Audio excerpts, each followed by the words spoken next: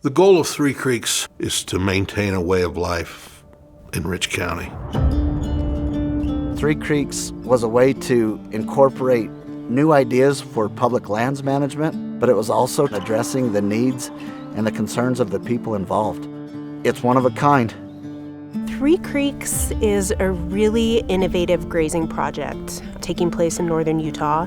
It has more landowners coming together than any grazing project I know of. There are 37. And what they are trying to do across this huge landscape, about 138,000 acres, is change the grazing management that's been going on for about 100 years. If we can make this work, I think everybody benefits. The permittees benefit, wildlife benefits, the resource benefits, the fisheries benefit. And you say, well, yeah, there's nothing that good. But if it is even close to that good, it makes it pretty darn special.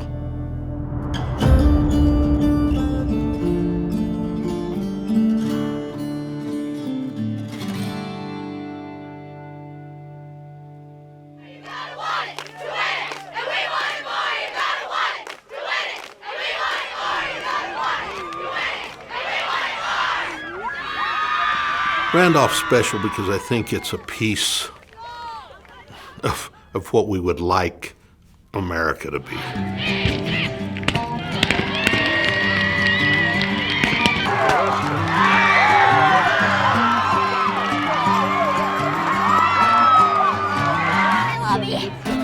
don't do that. We're about to leave anyway. It's a small town, so everybody goes to church together, everybody ranches together, and you'd say, well, boy, that's a lot of each other. Maybe you get sick and tired of each other. But I think it's just the opposite, is even though we know our faults and weaknesses, we also have a strong commitment to helping each other out.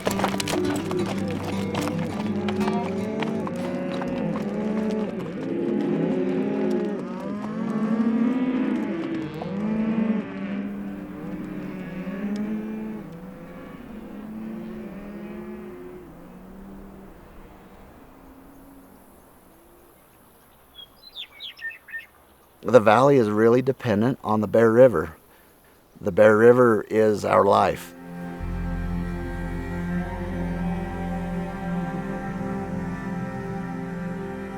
The landscape of Rich County is a little over 60% publicly owned. A lot of the ranches spend about half the year on private lands, and then all of the livestock herds go up to the public lands. It's those livestock that are being raised that come back home to the private lands to be sold. Selling livestock are important because that's what feed our families.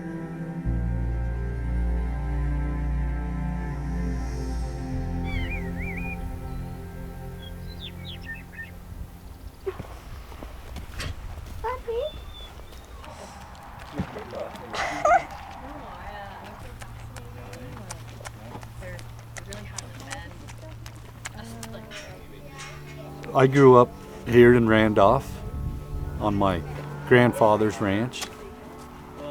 We were able to purchase some land ourselves and get some cows, and now we get to live the American dream too, I guess. As far as the lifestyle goes, we really just enjoy working, as bad as it sounds. We have 3 boys and a girl. Their ages range from 16 to 7. So we're busy. We want to give these kids an opportunity to be able to have the ag business in the future. 1, 2, 3. And to give these kids just a run and start for whatever they want to do in life. It's important to reflect how big of a base agriculture brings in. 50% of the economy of our county comes from agriculture. This Three Creeks project is roughly a quarter of that overall base. The history on Three Creeks, we were up for renewal. The riparian areas weren't where BLM would like to have seen them, and they were talking, making some cuts. The condition in Rich County was a little tense at that time. After that 2000 grazing permit renewal process, there were numerous lawsuits from the conservation community. They had mounted an effort to try to pause or halt grazing permits. The problem you have is that cows are like people. They go where it's easiest to go. And so if you're a cow, you go hang out on the riparian areas, drink a little water, eat a little grass, and repeat the next day. Any herd in an individual allotment grazed for longer durations. In some allotments, that duration was 4 months long. In other allotments, those allotments were divided into pastures, but they were still in pastures for about 2 months. But the reality was there wasn't enough water on the uplands, and cows spent too much time around stream beds, and we needed to address that. For us in the Bear River Valley in Rich County, grazing on public lands is the only way we can be profitable enough to stay in the business. For us to stay in business is critical to the lifeblood of this community. If we don't keep families in the area, we can't educate kids if they're not here. Community is what this is all about for most of us. The grazing on public lands is part of that puzzle. And so we knew in 2010 that we had to make some improvements.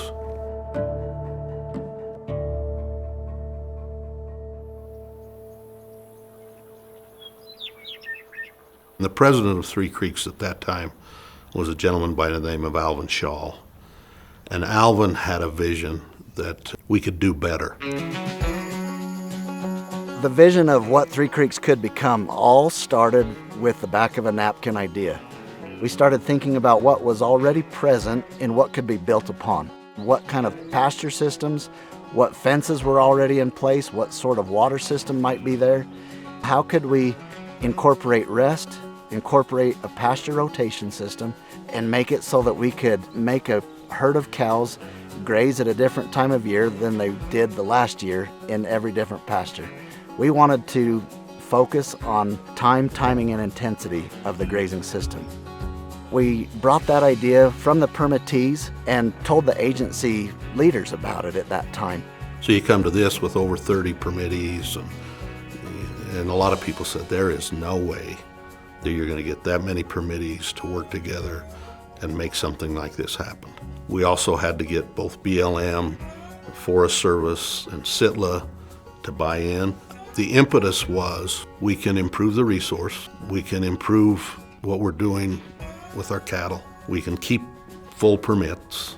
That's critical for us because a lot of the guys that run on Three Creeks are not big operators. So in order for this project to go forward, the ranchers and the BLM and UGIP couldn't just decide that they wanted to make this change. They actually had to go through a pretty rigorous environmental analysis of the effects of the new grazing system on the landscape.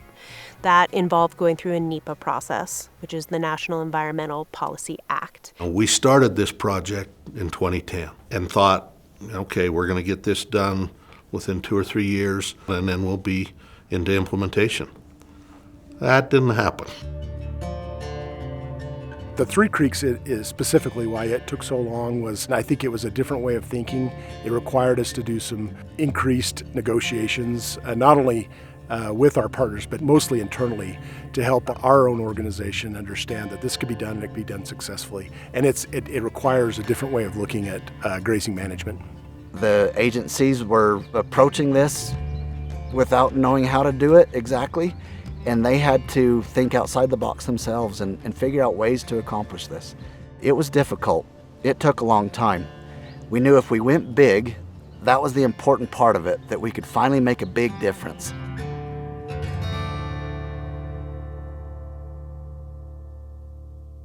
Well, the official name is Three Creeks Grazing Association, LLC. But we don't call it that. We just call it Three Creeks. All of the individual permittees forfeited their individual permits into the company that they now own shares of. That's a scary process, and it was a big time change. The assessments from the individual company owners pay for hired riders, hired fence maintenance, BLM and Forest Service grazing fees, and any other efforts that need to be paid for across a grazing season. In the past, you had a bunch of individuals. Now we have one unified voice. When we went into this, we basically split into two herds, a north herd and a south herd. What the BLM and Forest Service did was they took 10 allotments and they combined all of those 10 allotments into a single allotment. What that does is when you move from a small contained allotment to a much bigger area, it gives you as a manager a lot more flexibility with how you graze across that whole area. You just have so many more choices. That's super cool for the ecology. It means that you're really spreading out that cow disturbance across the landscape in a really different way. We've gone to a rotation system where it's high density, low duration. We're in pastures for 2.5 to 3 weeks is all. We also rotate the time of year that we come into those pastures so we're not hitting them at the same time each year. If you always graze, let's say in the spring in a pasture, those plants may never go to seed. But if you graze at a different time, those plants are able to put on a lot of biomass. Their roots are able to grow much deeper. It just gives the plant a chance to be healthier, and it just makes the whole system more resilient to disturbance as it comes through.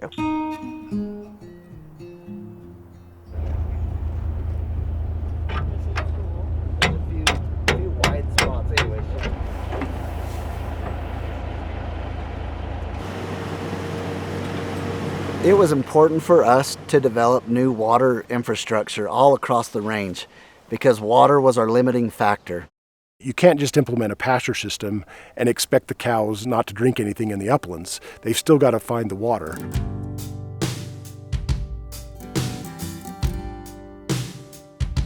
We've developed many different springs that we either use gravity flow or we pump from to be able to go down to one of the over 300 new troughs that we use to water each of our new pastures.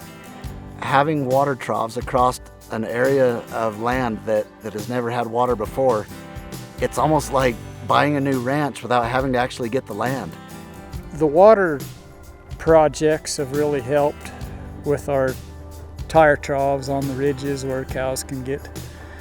A lot of the country up here wasn't utilized as much as it is now because of the water. It's nice to be able to have another fresh pasture all the time. Having that fresh grass available to these cattle has helped them with their breed back rates and also with the calves to gain more weight. We used to come home the 4th of September pretty well every year.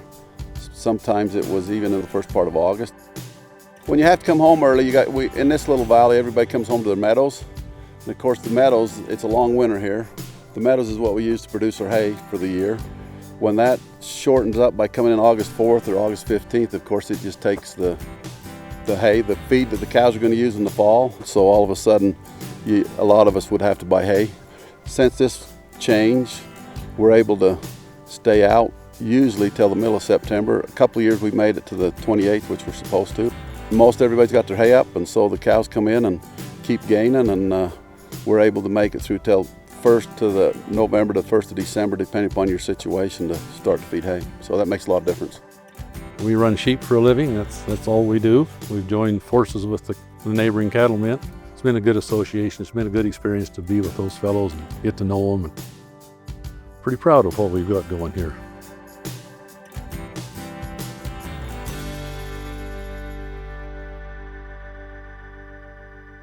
Don't get the idea that everything's perfect now. It's not. We leave a lot of grass. I mean, there's a lot of pastures that don't get utilized as good as we'd like to see them utilized, but it's good for the country.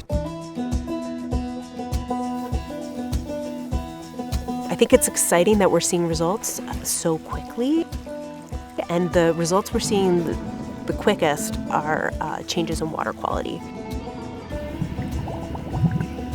Sage Creek is one of the ones that is really happy with, because along the banks it was just amazing how fast it came back. That's some of the pictures that they took the very first year. It was unbelievable how much better it was. Historically, the sides of that creek just looked like a golf course. And the first year after the grazing switch, I remember walking out along the creek with some BLM folks, with Taylor, and the grass was up to our knees and it was all going to seed, and nobody had ever seen those plants go to seed before in memory. So we're already seeing these changes, but it's just going to take some time for some of those initial changes in the ecology to ripple through to some of the other things we want to see. I'm an ecologist, so I think the landscape changes that we're going to see because of this project are amazing. But the whole people story is so powerful. Getting 38, originally 37 now, ranchers to come together and intertwine their economic futures is a massive undertaking. When we consolidated all our permits into an LLC together, I remember thinking, well, this is kind of weird. We're signing our permits back. I just kind of followed the lead of all the other older guys that did it, and we figured we're stronger together.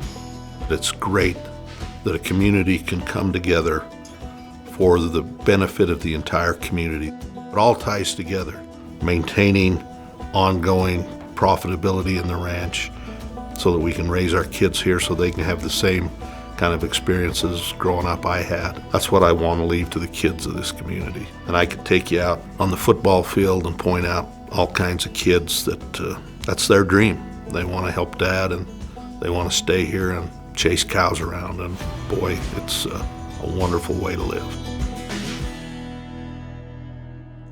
I'm proud that we can look people in the eye and say, you'll never make it work, and say, yeah, we did.